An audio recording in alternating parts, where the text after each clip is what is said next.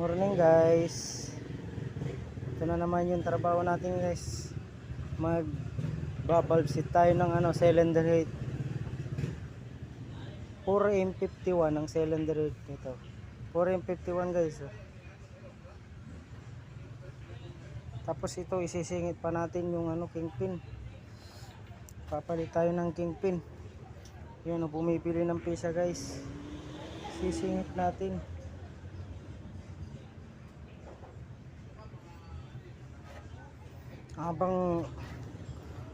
Habang sisingit natin guys, antayin pa natin yung yung pisa. Gagawa muna tayo habang wala pang pisa guys. Valve set natin.